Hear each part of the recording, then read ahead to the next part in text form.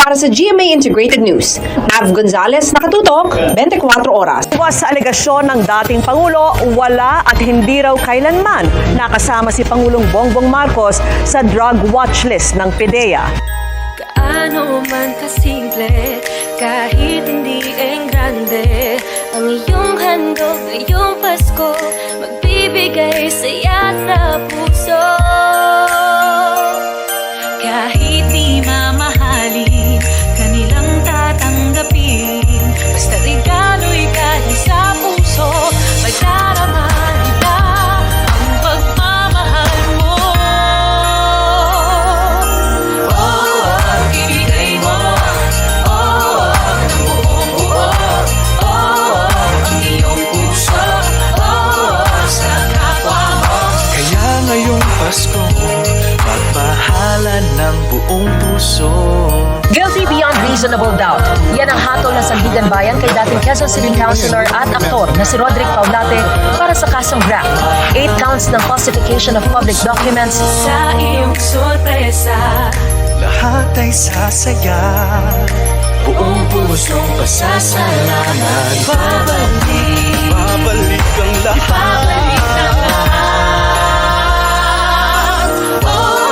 Ibigay mo, ng buong buo, ang iyong puso, sa kapwa mo. Kaya ngayong Pasko, magmahalan ng buong puso. Pero ngayon pa lang, pumalag na ang ilang senador, kabilang ang kapatid ng Pangulo at isang dating PNP chief.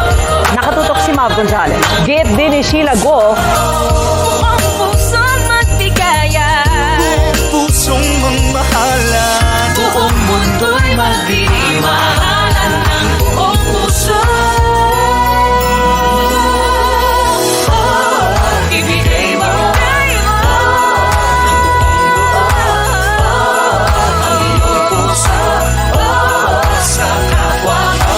Kaya ngayong Pasko, magmahalan ng buong puso. Ibigay mo,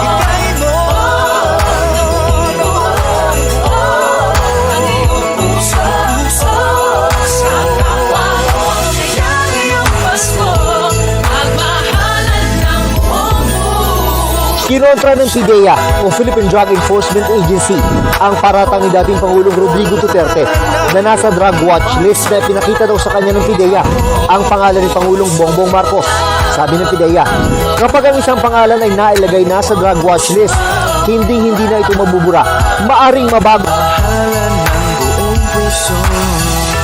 Kibuloy is armed and dangerous. Buhay na buhay ang mga armadong sundalong handang magpakamatay para sa kanya. Para sa GMA Integrated News, Nav Gonzalez, nakatutok, 24 oras.